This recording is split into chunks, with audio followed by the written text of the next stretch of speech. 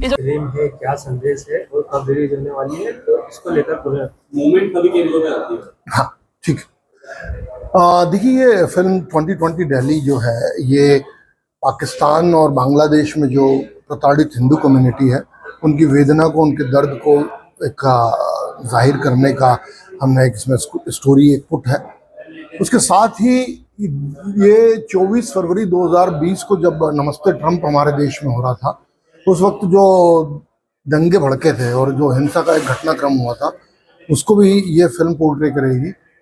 साथ ही ये भारत की पहली वन शॉट फिल्म है, जो कि दर्शकों को पहली बार, भारतीय दर्शकों को ये एहसास देगी कि एक फिल्म जो है पूरे एक शॉट की एक फिल्म है। मतलब 2 घंटा 10 मिनट का फिल्म है और अब 6 मिनट के हमारे क्रेडिट्स हैं। इन सबको मिलाकर 2 घंटा 16 मिनट की फिल्म में ऐसा लगेगा कि एक ही बार में कैमरा चला और पूरी फिल्म शूट हो गई।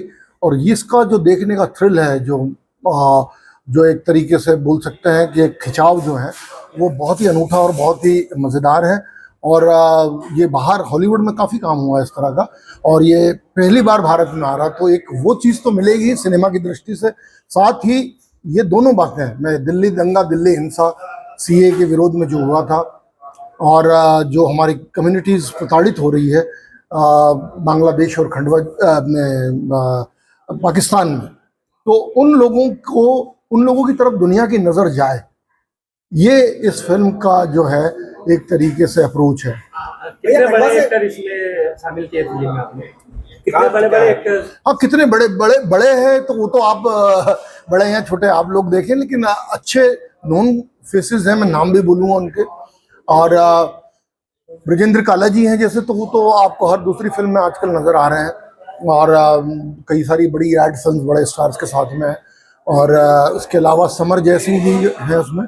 समर जयसिंह ओम नमः शिवाय सीरियल जो सबसे पहला आता था हमारे दूरदर्शन पर, उसमें शिव का रोल उन्होंने किया था। इसके अलावा गदर में जो पाकिस्तानी आर्मी अफसर का रोल किया था वो थे। अभी पृथ्वीराज में भी हमें दिखाई दिए थे, हसीना पारकर में थे, तो वो हैं।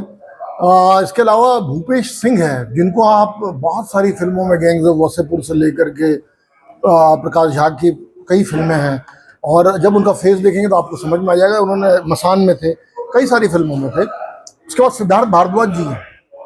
सिद्धार्थ जी दिल्ली क्राइम जो आपका नेटफ्लिक्स पर जो सीरीज़ है, उसमें बहुत रेगुलर उनका कैरेक्टर है, फॉरेंसिक ऑफिसर का, तो वो हैं।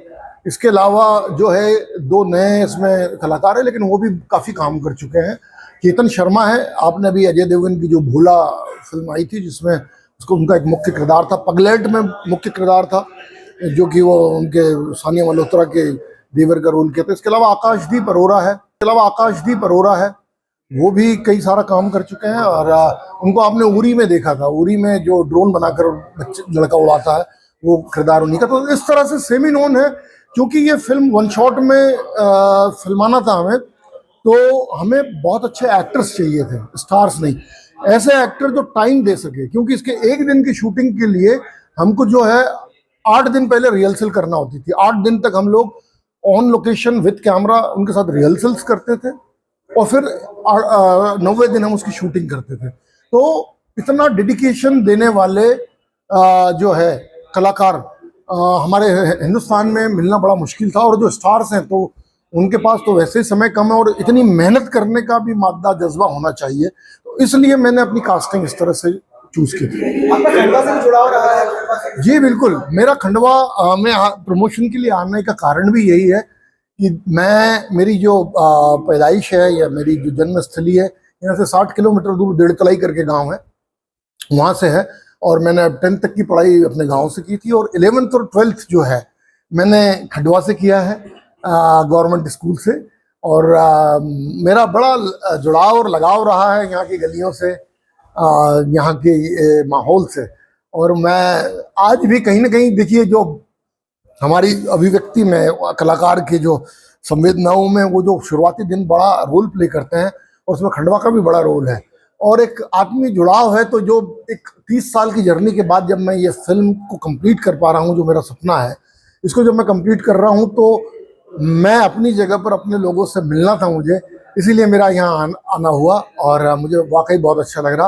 और ये जुड़ाव था नहीं, जुड़ाव है और जुड़ाव रहेगा, हमेशा रहेगा। ये कब रिलीज होगी और किस सिनेमा में दिखाई देगी?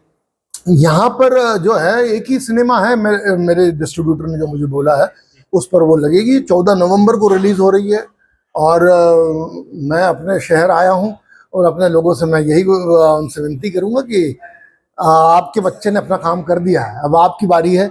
आप देखें कि मैंने ठीक किया या नहीं किया, इसके लिए आपको थिएटर जाना पड़ेगा, होना चाहिए। तो इसलिए मैंने अपनी कास्टिंग इस तरह से चूज की थी। आपका खंडवा से भी जुड़ाव रहा है? जी बिल्कुल, मेरा खंडवा में प्रमोशन के लिए आने का कारण भी यही है कि मेरी जो पैदाइश है या मेरी जो जन्मस्थली है, यहाँ से 60 किलोमीटर दूर डेढ़तलाई करके गांव है, वहाँ से है।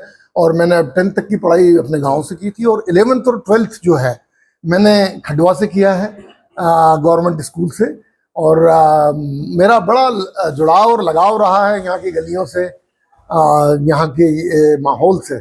और मैं आज भी कहीं ना कहीं, देखिए, जो हमारी अभिव्यक्ति में कलाकार के जो संवेदनाओं में वो जो शुरुआती दिन बड़ा रोल प्ले करते हैं, और उसमें खंडवा का भी बड़ा रोल है। और एक आत्मीय जुड़ाव है। तो जो एक 30 साल की जर्नी के बाद जब मैं ये फिल्म को कंप्लीट कर पा रहा हूँ, जो मेरा सपना है, इसको जब मैं कंप्लीट कर रहा हूँ, तो मैं अपनी जगह पर अपने लोगों से मिलना था मुझे, इसीलिए मेरा यहाँ आना हुआ और मुझे वाकई बहुत अच्छा लग रहा।